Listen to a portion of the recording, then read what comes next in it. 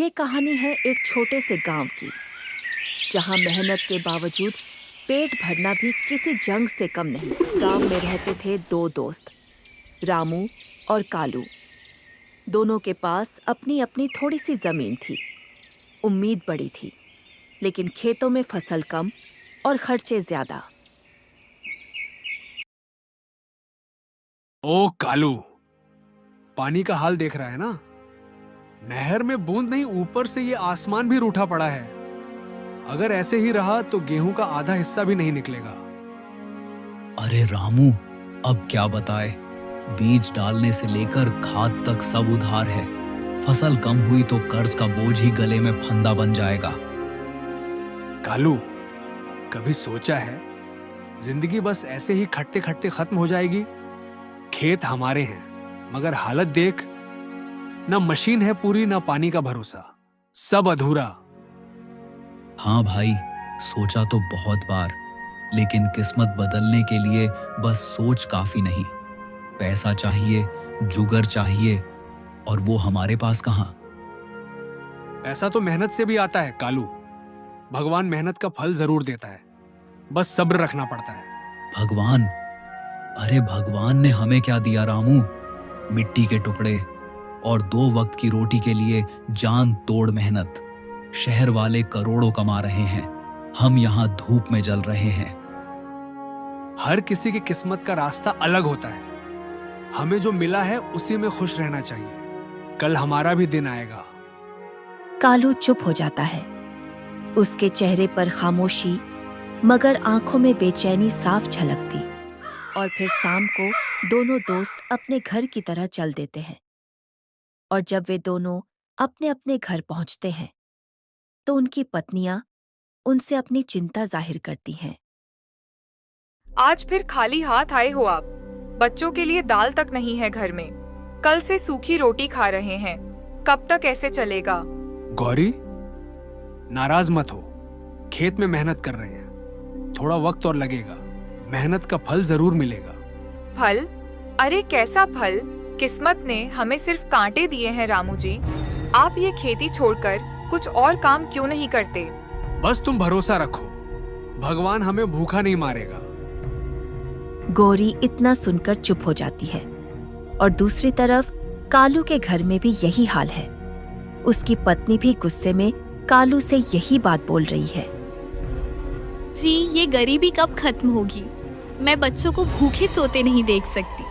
खत्म होगी ज्योति, जरूर खत्म होगी। बस एक मौका मिल जाए, फिर देखना।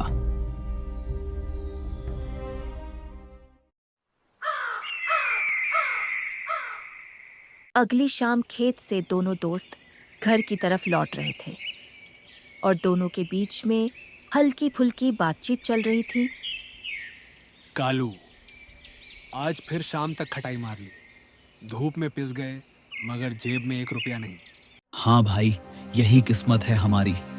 खून पसीना खेत में बहाओ और घर जाओ तो बच्चे भूखे सोएं। ऐसे मत बोल यार। मेहनत करने वाले की थाली कभी खाली नहीं रहती। वक्त जरूर बदलेगा। वक्त बदलेगा? कब? जब हमारी हड्डियां गल जाएंगी। देख रामू, ये सब बातें किताबों में अच्छी लगती हैं। हकीकत में अमीर ही जीतता है, गरीब बस खटता है, मरता है। तू हर बात में कड़वाहट क्यों घोलता है कालू? तुझे लगता है मेहनत बेकार है? बेकार नहीं है, मगर आज के जमाने में मेहनत से पेट भरता है, सपने नहीं। सपनों के लिए किस्मत चाहिए, और किस्मत हमेशा हमसे नाराज रहती है। रामू चुप हो जाता है, और दोनों दोस्त वापस अपने घर की तरफ चल देते हैं। थोड़ी दूर चलने के बाद कालू की नजर झाड़ियां में चमक रही उस चीज पर जाती है, जिसे देखकर कालू रुक जाता है। ओ रामू, ठहर तो जरा, ये क्या चमक रहा है उधर? हे भगवान, ये तो हीरा लगता है कालू। कालू तेजी से झुककर उस हीरे को उठाता है। हीरा नहीं, किस्मत है हमारी। देख रामू, भगवान ने हमारी सुन ली। कालू, ये अगर असली निकला ना, हमारी दुनिया बदल जाएगी। कर्ज उतर जाएगा, बच्चों का पेट भरेगा, सपने पूरे होंगे हमारे। कर्ज, बच्चों का पेट? अरे भाई, ये हीरा हमें राजा बना देगा। सोच, बड़ा घर, गाड़ी, नोटों के ढेर। लेकिन कालू, ये यहाँ कैसे आया? किसी का खोया हुआ होगा। अगर हमें पुलिस ने... चुप, अगर तूने किसी को बताया तो याद रख, तेरा अंजाम अच्छा नहीं होगा। किस्मत खुद चलकर हमारे पास आई है, बेवकूफी मत कर। कालू की बात सुनकर रामू घबरा जाता है। उसकी आंखों में डर, लेकिन कालू की आंखों में सिर्फ लालच झलकता है। और दोनों दोस्त उसे हीरे को लेकर अपने घर की तरफ चल देते हैं।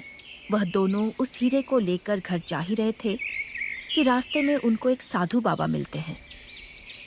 जो चमक तुम्हारे हाथ में है उसे छोड़ दो, वरना ये चमक तुम्हारी जिंदगी अंधेरे में डुबो देगी। बाबा, ये हीरा हमें झाड़ियों में मिला। हम गरीब हैं, पेट भरने को भी नहीं है। अगर इसे बेच दें तो... लालच कभी सुख नहीं देता। जितना ज्यादा पकड़ोगे उतनी गहराई में डूबोगे। जिस हालत में आज हो उसे भी बुरी हालत में पहुंच जाओगे। बाबा, ये जमाना आपकी बातों से नहीं चलता।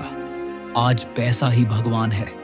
ठीक है, मेरा काम था तुम्हें चेतावनी देना, जो मैंने दे दी। अब फैसला तुम्हारा है। लेकिन मेरी एक बात याद रखना तुम दोनों, ये हीरा तुम्हें जो कुछ भी देगा उससे तुम गरीबों की मदद करना। लेकिन अगर तुमने अपने लालच के चलते किसी गरीब की मदद नहीं की और खुद के लिए ही इसका प्रयोग किया तो एक दिन तुम्हारे पास कुछ भी नहीं बचेगा। मेरी बात याद रखना तुम। और बाबा इतना कहकर वहां से चला जाता है। और बाबा के जाते ही रामू कालू से बोलता है, कालू, बाबा सही कह रहे थे। हमें ये हीरा जहां मिला वहीं छोड़ देना चाहिए। चुप रह, तू हमेशा डरपोक था और रहेगा। ये हीरा मेरी मेहनत का फल है। किस्मत ने मुझे चुना है। तुझे चुना? ये हम दोनों को मिला है और इस हीरे पर हम दोनों का हक है, किसी एक का नहीं। दोस्ती गई भाड़ में। जो चीज मुझे मिली है वो मेरी है, समझा? अरे यार, ये क्या कर रहा है तू? ऐसा कैसे बोल सकता है कि ये हीरा सिर्फ तेरा है? क्यों नहीं बोल सकता? हीरा मैंने पाया है तो इस हीरे पर मेरा हक है। समझा, मैं तुम्हें कुछ नहीं देने वाला। और हाँ, अगर तुमने यह बात किसी को बताई ना, देख लेना, इसका अंजाम ठीक नहीं होगा। रामू कालू की बात सुनकर बहुत दुखी हो जाता है और फिर वह दोनों वहां से अपने अपने घर चले जाते हैं। अरे, ये दरवाजा क्यों बंद कर रहे हो? क्या बात है, आज बड़े खुश लग रहे हो। कालू चारों तरफ देखता है, फिर अपनी जेब से कपड़े में लिपटा हीरा निकालता है। वह ज्योति को दिखाता है। ज्योति की आंखें चौंधिया जाती हैं। ये क्या है कालू जी? किस्मत, हमारी किस्मत का ताला खुल गया। ज्योति, ये हीरा है, लाखों का नहीं, करोड़ों का। आप मजाक तो नहीं कर रहे? ये कहाँ से मिला आपको? झाड़ियों में पड़ा मिला। किस्मत ने खुद चलकर हमारे कदम चूमे हैं। तो अब हम भी शहर वालों की तरह रहेंगे? बड़ा घर, सोने के गहने, सब कुछ? सब कुछ ज्योति, पर यह बात किसी को नहीं पता चलनी चाहिए, खासकर रामू को। उसने कोशिश की थी मुझे डराने की, मगर मैं अपनी किस्मत किसी के साथ नहीं बांटूंगा। दूसरी तरफ रामू अपने घर में उदास बैठा है। दोस्ती यही तो सबसे बड़ी दौलत होती है, मगर आज कालू ने सब तोड़ दिया। क्या हुआ? क्यों परेशान हो इतना? रामू गौरी की बात का कोई जवाब नहीं देता, बस चुपचाप बैठा रहता है।